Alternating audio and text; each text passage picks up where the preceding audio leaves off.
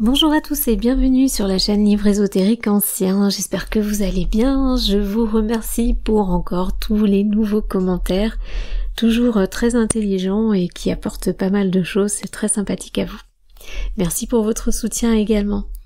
Aujourd'hui, alors cette fois-ci, j'ai survolé rapidement le texte avant parce que j'en avais marre de me faire un peu piéger.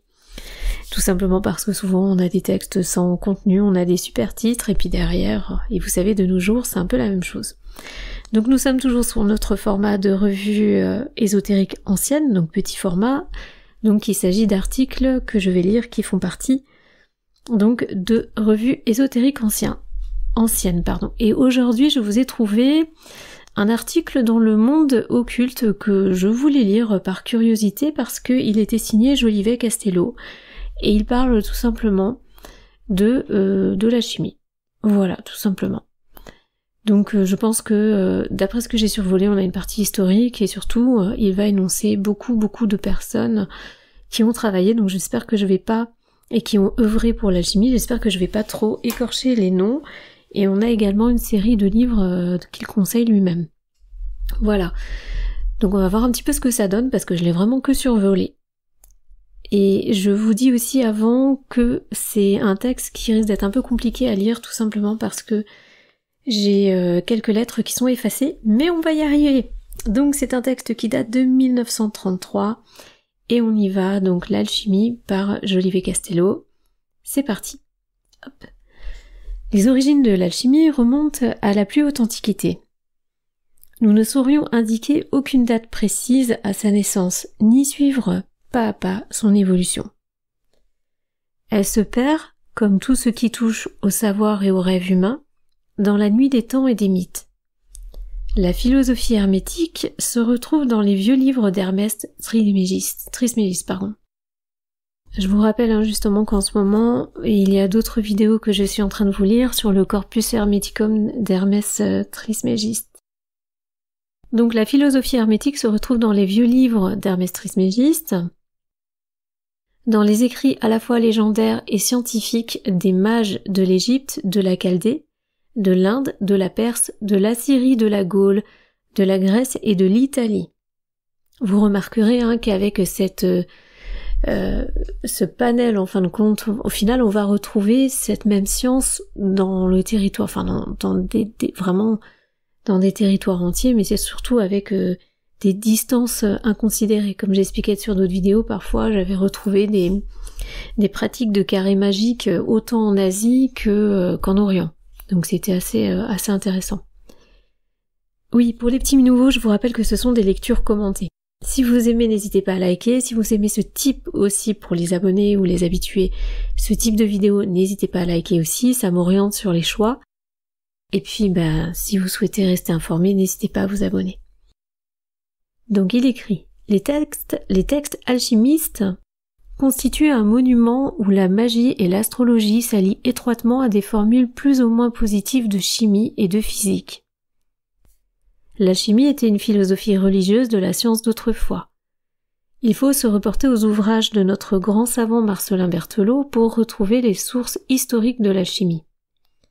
Ces beaux livres, Les origines de la chimie, collection des alchimistes grecs, La chimie au Moyen-Âge, Introduction de la chimie du Moyen-Âge, renferment les documents les plus complets et les plus minutieusement analysés sur cette branche des connaissances humaines. L'alchimie entra en Occident au XIIe siècle par l'intermédiaire des Arabes qui l'avaient reçue des Alexandrins, dépositaires des idées égyptiennes, hindoues, persanes et grecques.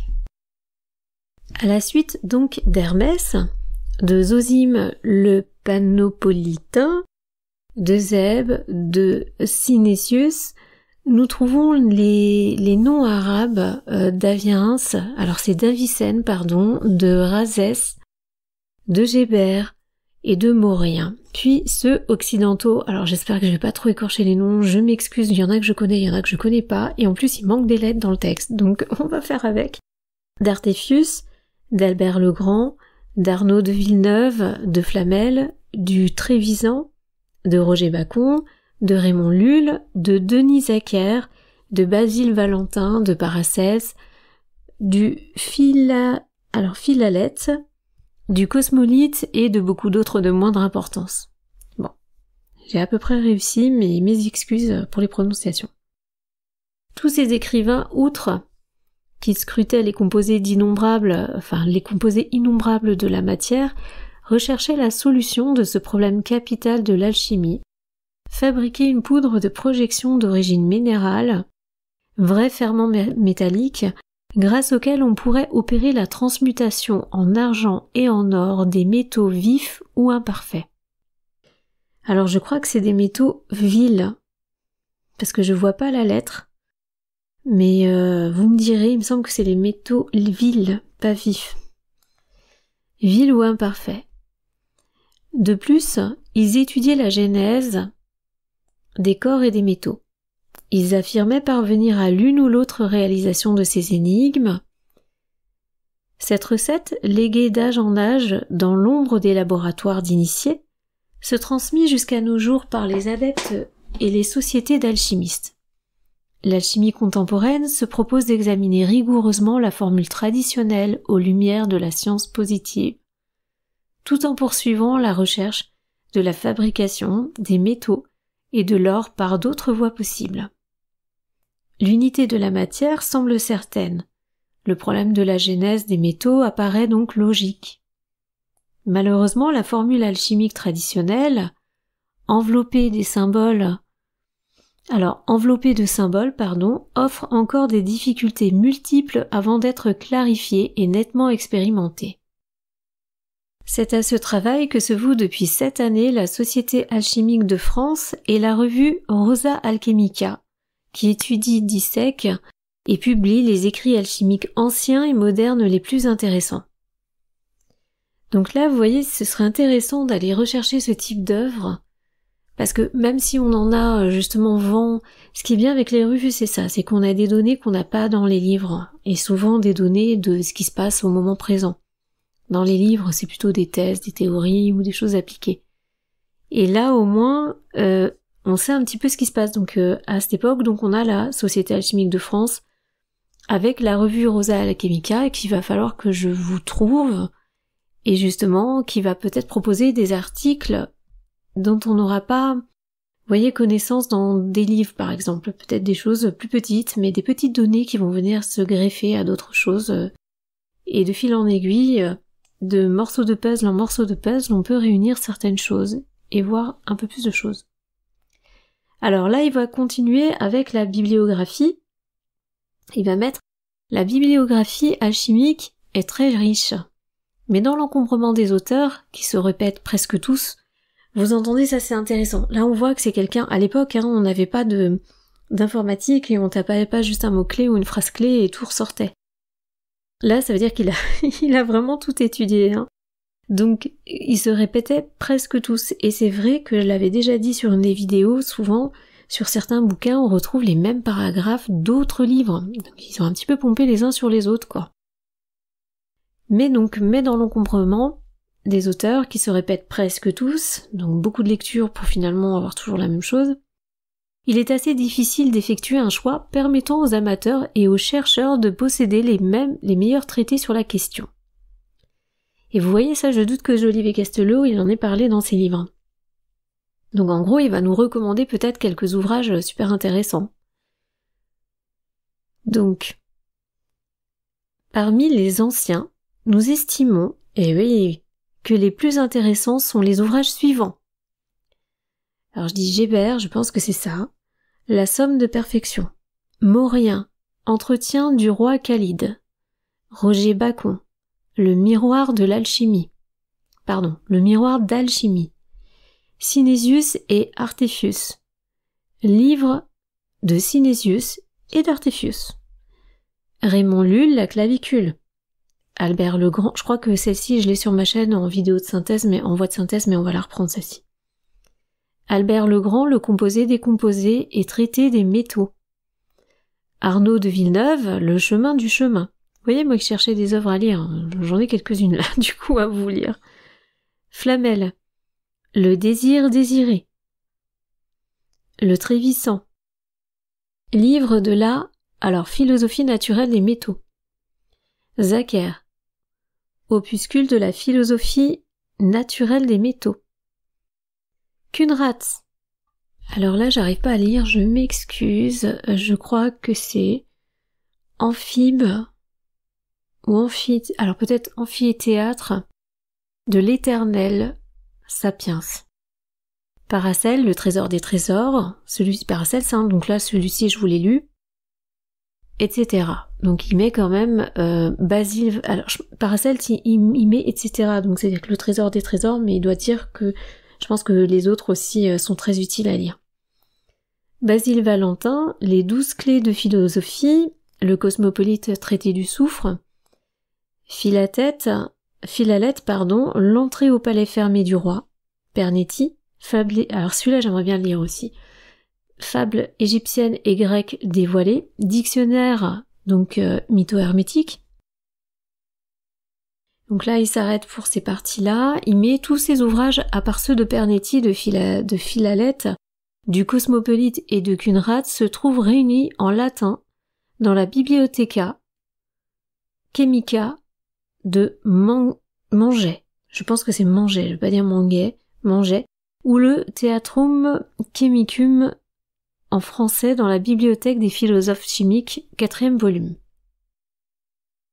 Parmi les modernes, nous citerons les volumes de Louis Lucas, La chimie nouvelle. Alors là, faut que je me méfie parce qu'il y a plein de points-virgules, de points qui sont effacés, donc on va essayer de pas se tromper. Donc ensuite, il parle d'Hofer, donc Histoire de la chimie, J.B. Dumas, donc Leçons de philosophie chimique, Louis Figuier, donc L'alchimie et les alchimistes. Ensuite, oui, parce que là, il mélange, voilà, donc Eliphas Lévy, forcément La clé des grands mystères, Histoire de la magie, Berthelot, donc il les a déjà nommés. Ensuite, Albert Poisson, donc 5 traités d'alchimie, traduits en français. Ensuite, il va mettre Théorie et symbole des alchimistes. Ensuite, De Tifero, L'or de la transmutation des métaux. Stanislas de Gaïta, La clé de la magie noire, avec une impadis très condensée, y est concentrée donc à la chrysopée. Papus, La pierre philosophale. Et Steinberg, Introduction à la chimie unitaire. Force nous est de nous arrêter, et oui, on est en 1903. Force nous est de nous arrêter, c'est bien écrit comme ça. Nous avons compris dans cette liste rapide les meilleurs et les plus curieux traités d'alchimie. Nous n'avons pu qu'esquisser ici plus qu'imparfaitement un si vaste sujet. Un volume entier suffirait à peine. La science alchimique est complexe, elle mérite du reste qu'on la ressuscite et qu'on en rattache la philosophie religieuse en même temps que naturaliste, positive en même temps que rationnellement mystique, à la synthèse magnifique de notre époque. C'est signé Jolivet Castello. Alors, on a une petite note du journal, qui dit « Notre éminent collaborateur a omis d'indiquer quelques livres que nous considérons comme excellents. » Donc là, c'est vraiment le responsable du journal qui écrit, le responsable éditorialiste. D'autant plus que leurs auteurs est l'alchimiste le plus distingué de notre époque. Monsieur Jolivet Castello lui-même. Nous devons à nos lecteurs de réparer cette omission et nous donnons la liste des ouvrages du président de la Société alchimique de France, donc c'est-à-dire lui, Castello des Jolivet. La vie et l'âme de la matière. Alors je crois que c'est l'illozoïsme. Voilà, l'illozoïsme. Je suis désolée, je vois pas les lettres, là, elles sont effacées. L'alchimie. Les chimistes unitaires.